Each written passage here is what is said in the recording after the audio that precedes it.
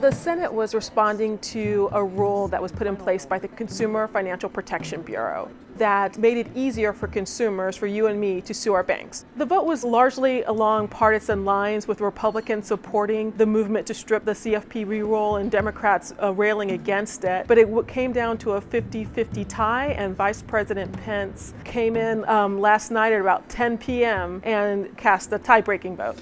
On this vote, the yeas are 50. The nays are 50. The Senate being equally divided, the Vice President votes in the affirmative, and the joint resolution is passed. Right now, a lot of Americans are blocked from suing their banks, even when a bank, for example, like Wells Fargo, does something wrong. Wells Fargo got caught up last year when they acknowledged that they had opened up millions of fake accounts that people didn't want. But because of agreements that consumers signed, they couldn't sue the bank. They had to go through arbitration. What the critics of arbitration say is that the arbitration process can be more favorable to banks and other financial institutions than the individual. It's usually the bank that pays for the arbiter, and they kind of set it up, forcing consumers into a system that isn't favorable to them.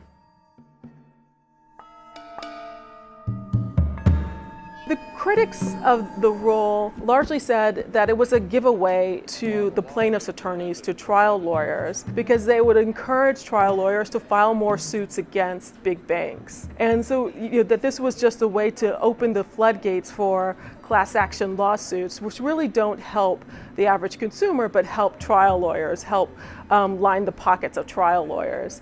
And they said that the arbitration process that's in place now works fine, so why change it?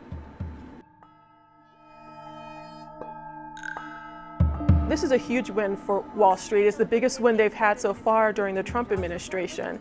It's going to save the industry billions of dollars. The Treasury Department estimated that it could be $2 to $3 billion.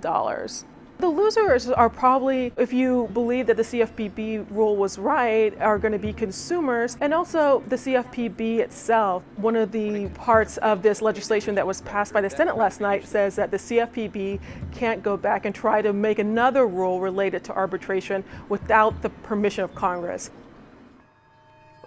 So what happens next is the House has already approved a similar resolution. So this is going to go to the president's desk. President Trump is widely expected to sign it. This is something that obviously his vice president voted for. For the average person, nothing much is changing. Right now, whenever you open a checking account or sign up for a credit card, whether you know it or not, in a lot of cases, you're agreeing to not sue your bank or financial institution. That's going to stay the status quo.